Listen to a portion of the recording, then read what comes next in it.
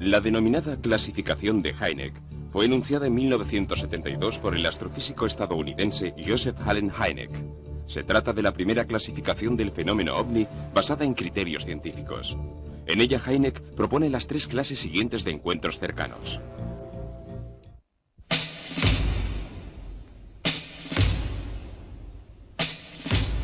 Encuentros cercanos del primer tipo, en los cuales el ovni es observado por los testigos a una distancia mínima de 150 metros sin que se produzcan otros efectos. Encuentros cercanos del segundo tipo, en los cuales la observación se acompaña de efectos físicos relevantes en el entorno, las personas o los animales. Encuentros cercanos del tercer tipo, en los cuales se observan entidades animadas de vida en las proximidades del ovni. Encuentros cercanos del cuarto tipo. Esta definición, que no fue propuesta por Hynek, corresponde a los casos de secuestro, a abducciones.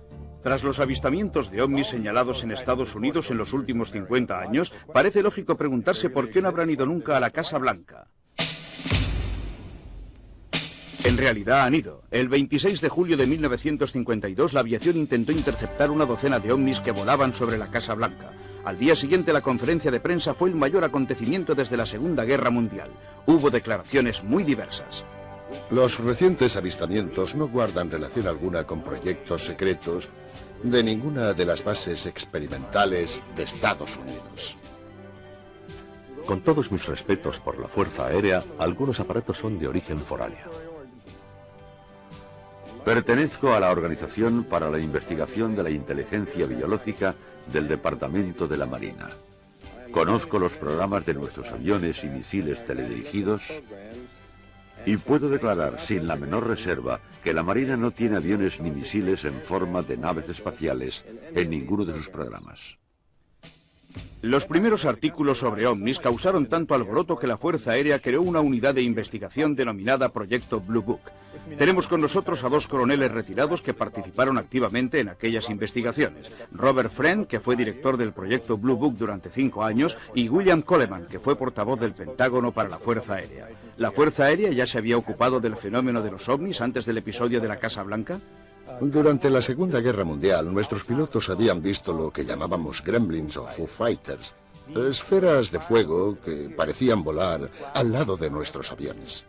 Temíamos que fueran armas extranjeras fabricadas para amenazar nuestra seguridad nacional. ¿La Fuerza Aérea intentó alguna vez capturar un ovni? Sí, en 1948 un piloto, Thomas Mantell, se estrelló mientras perseguía un ovni. Este incidente apareció publicado en los periódicos de todo el mundo. Se le dio tanta importancia al incidente porque se pensaba que los ovnis eran de origen extraterrestre.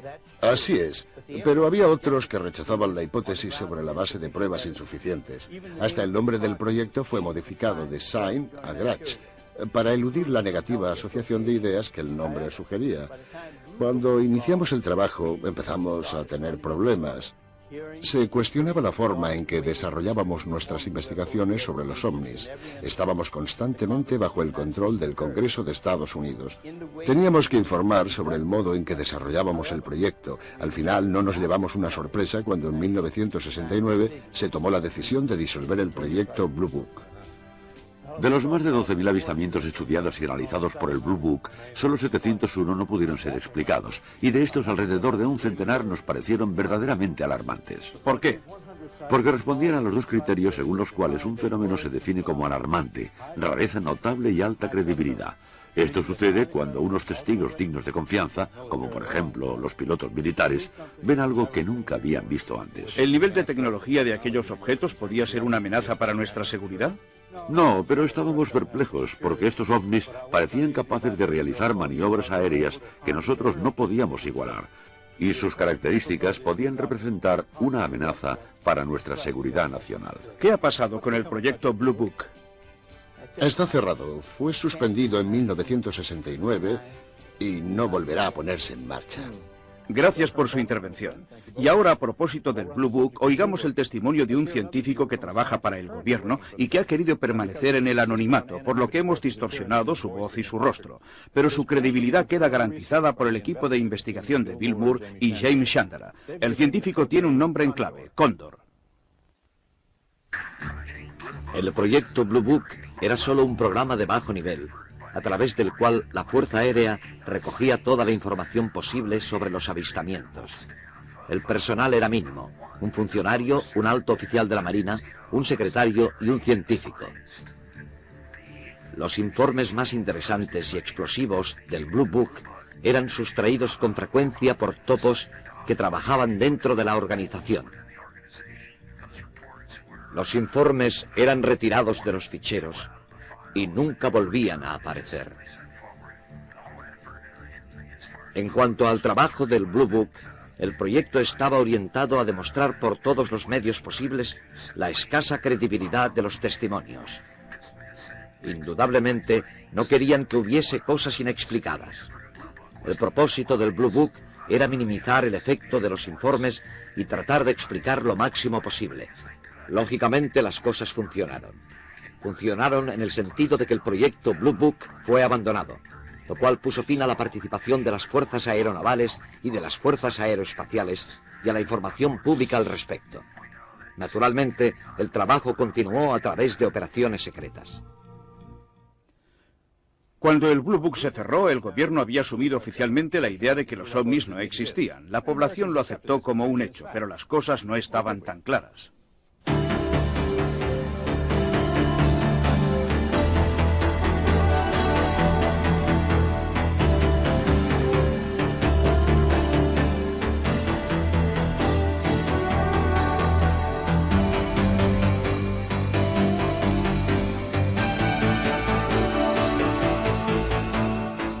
El proyecto Blue Book estudió miles de casos ufológicos. Sabemos que los ovnis representaban en realidad un problema para la seguridad nacional de Estados Unidos. En todos los países del mundo, en el ámbito militar y de los servicios de inteligencia, la información y los documentos se consideran según un criterio de evaluación que les asigna un grado determinado de secreto. En Estados Unidos y en la OTAN se emplea una terminología constituida por términos como confidential, secret, top secret, y así sucesivamente hasta los grados más altos, como Cosmic Top Secret o Eyes Only, solo para ver.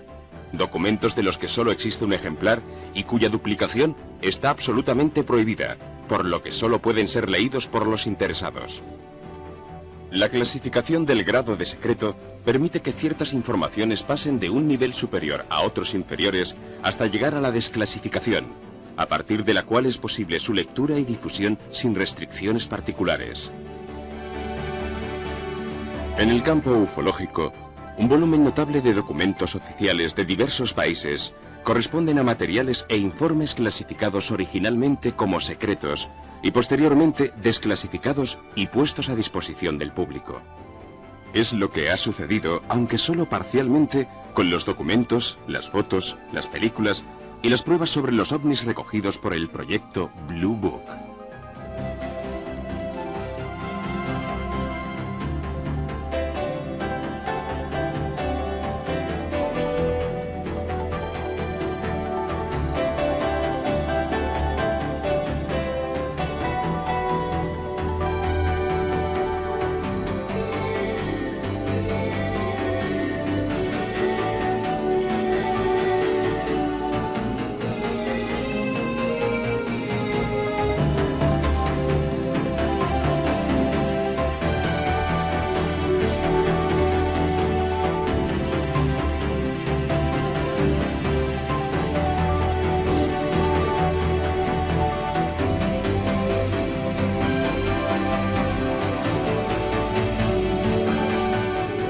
Conozco bien su misión. Les han dicho que no asusten a la gente, que no fomenten la alarma. Lo he visto con mis propios ojos. Cuando se encuentran ante un suceso que no pueden explicar, y no son pocos, se inventan una explicación. Ha sido así. Cuando los acontecimientos son muy difíciles de explicar, son capaces de dar auténticos saltos mortales para excluir toda posibilidad de duda. Esa es su misión, por justa o equivocada que parezca, evitar que la gente se alarme.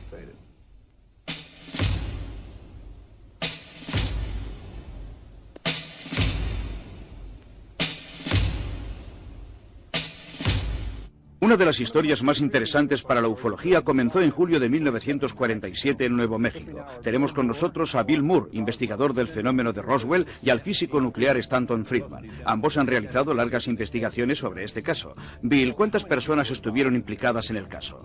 Disponemos de alrededor de un centenar de testimonios. Uno de los testigos más importantes es Bill Brazel.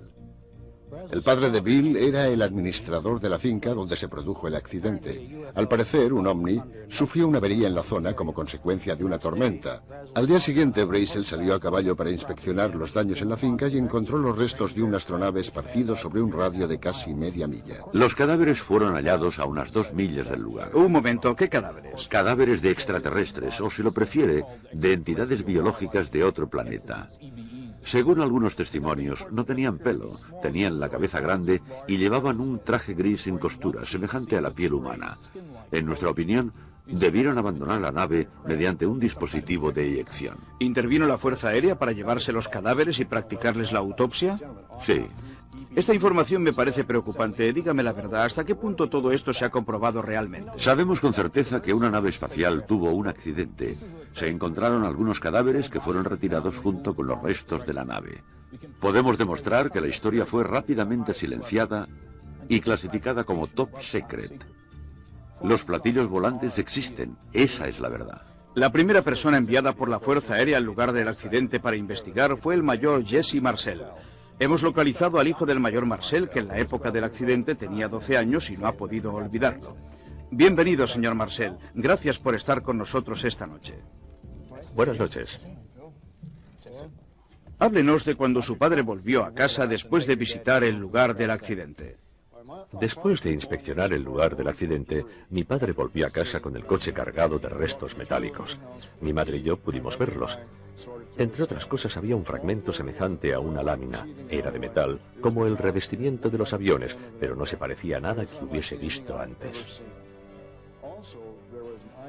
También había una especie de placa de unos 30 centímetros de ancho y 1 metro de largo, y en la superficie interna había unos símbolos parecidos a los jeroglíficos egipcios. ¿Cómo explicó el accidente la Fuerza Aérea? Dijeron que había caído un globo sonda. ¿Su padre creyó esa versión? No, no se la creyó en absoluto. Estaba convencido de que era un intento de ocultar los hechos. ¿Qué ha pasado con los restos? Los trasladaron y nunca más se ha sabido de ellos. ¿A dónde los llevaron? A una base en Fort Worth, Texas. Doctor Marcel, aunque era muy joven, usted ha visto y tocado personalmente ese material. ¿Qué piensa del caso Roswell? Tuve aquel material en mis propias manos y estoy seguro de que no era algo de este mundo. Lo que pienso es que no estamos solos.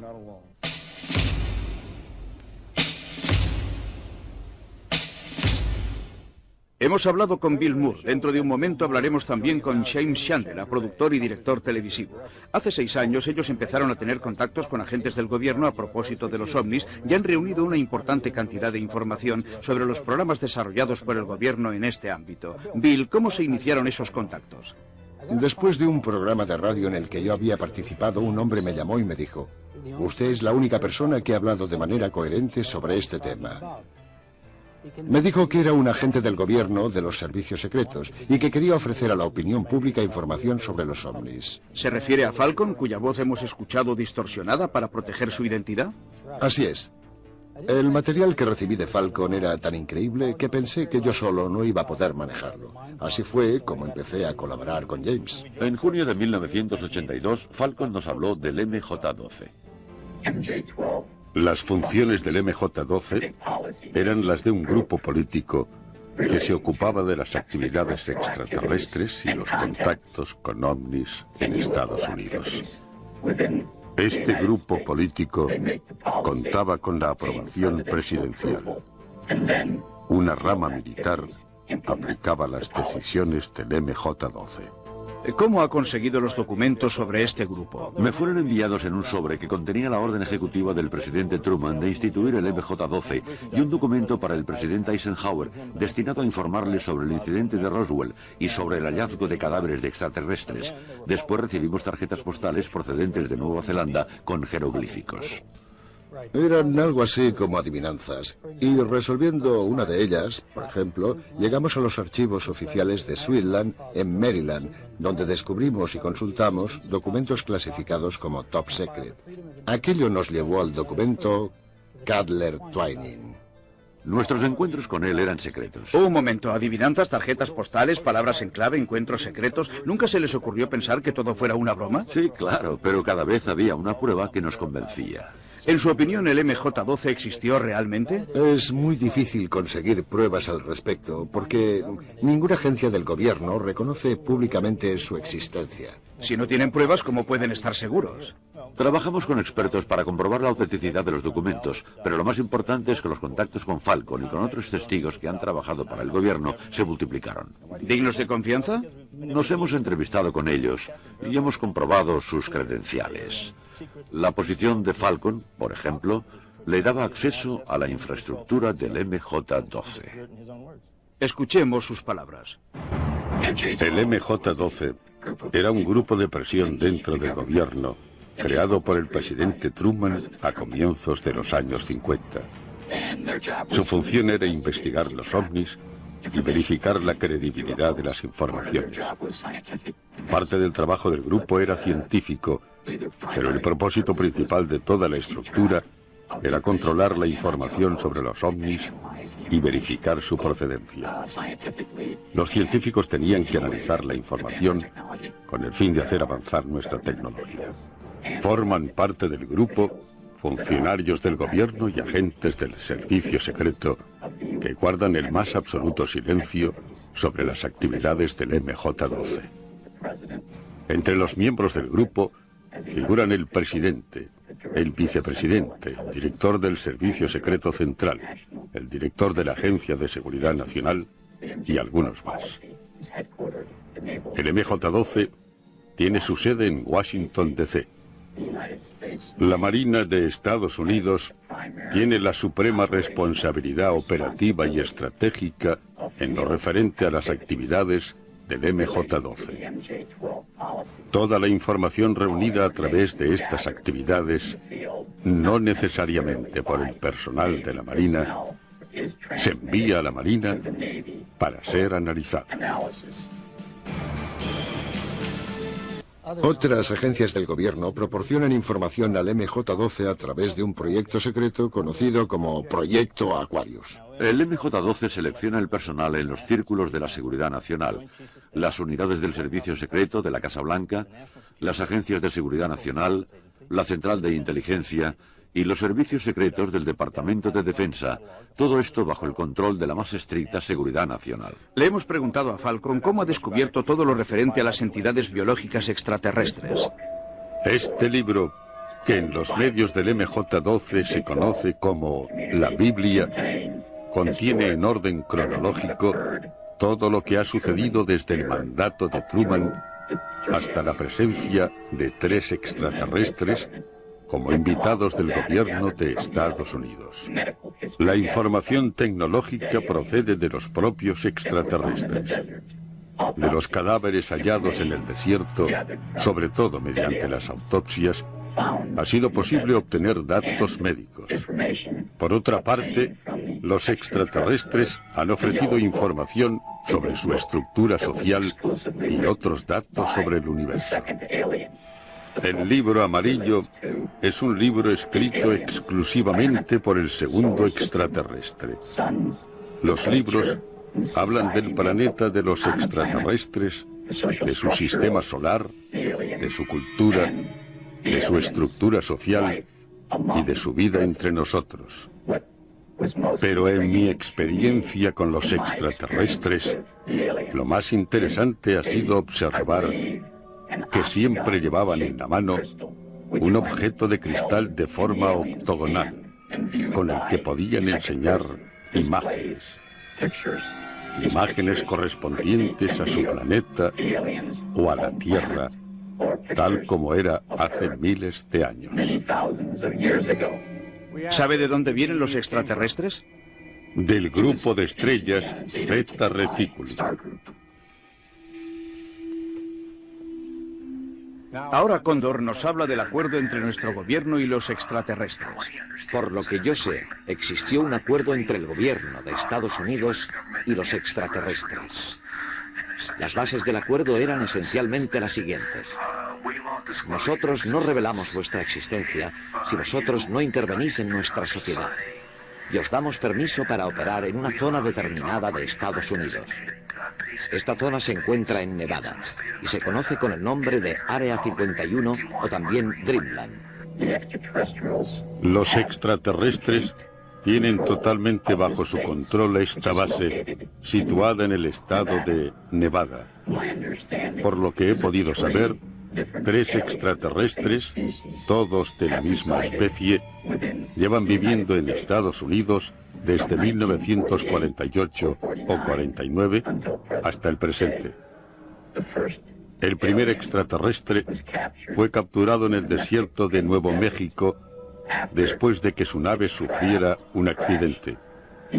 Este extraterrestre, llamado Iva, fue retenido como prisionero por el gobierno durante 3 años. Gracias a él, obtuvimos mucha información sobre la raza, la cultura y las naves espaciales de los visitantes. El segundo extraterrestre formaba parte de un programa de intercambio y el mismo año llegó un tercero que formaba parte del mismo programa de intercambio. Creo que este último todavía está aquí, huésped del gobierno de Estados Unidos desde 1982. ¿Cómo son los visitantes? Quiero decir, el típico extraterrestre. Son criaturas de 1 metro o 1,25 metros de estatura. Tienen los ojos grandes, se parecen a los de un insecto y tienen párpados internos, probablemente porque sus días son muy luminosos, 3 veces más luminosos que los nuestros. Tienen 2 fisuras, una para la nariz y otra para la boca. Sabemos que no tienen dientes, sino solamente unas encías muy duras. Sus órganos internos son muy simples. Tienen un órgano que cumple las funciones de nuestro corazón y nuestros pulmones. También su sistema digestivo es muy simple. La estructura de la piel es muy especial. Tienen la piel muy elástica y dura. Sus órganos son muy sencillos. En cambio, su cerebro es mucho más complejo que el nuestro. Tienen muchas más circunvoluciones. Mientras que nuestros ojos están controlados por la parte posterior del cerebro, los suyos están bajo el control de la parte frontal. Su oído es mucho mejor que el nuestro, casi mejor que el de los perros, aunque tienen las orejas muy pequeñas.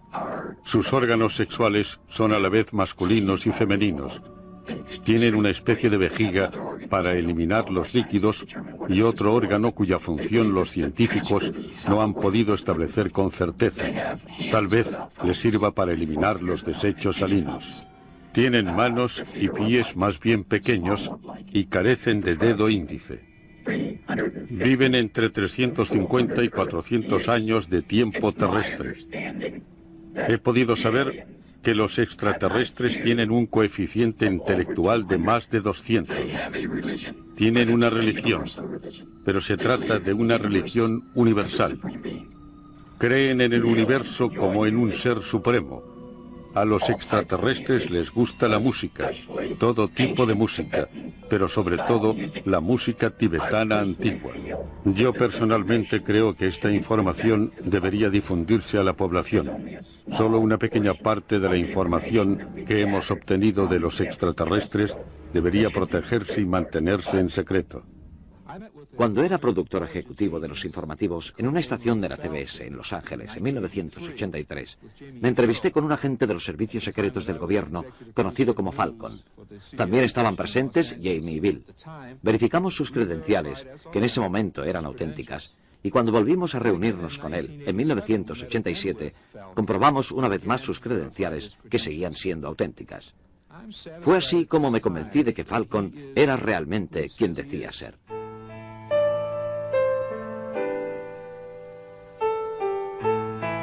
Estaba durmiendo y me desperté. Había algo. Querían que yo saliese.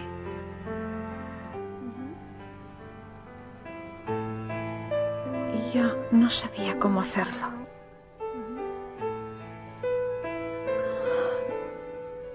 Porque estaba a la ventana. Pero de pronto empecé a moverme. Y atravesé la ventana. Pensé que era divertido.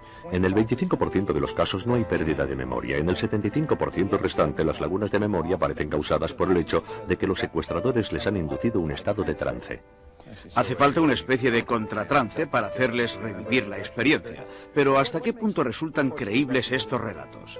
Fundamentalmente en la medida en que tienen puntos comunes. He estudiado cientos de casos de personas desaparecidas durante cierto periodo de tiempo. Ninguna de estas personas consigue dar cuenta del tiempo perdido. Siempre tienen miedo. La sola idea de recuperar la memoria les produce pánico. Pero después hablan de luces extrañas que siempre describen de la misma forma. Las descripciones de la nave espacial y de sus ocupantes son extraordinariamente coincidentes. Todos cuentan que han sido examinados, y siempre más o menos de la misma forma. Lo más interesante, y también lo más triste, es que estos extraterrestres no parecen interesados en comunicarse con nosotros, sino solamente en nuestro estado físico.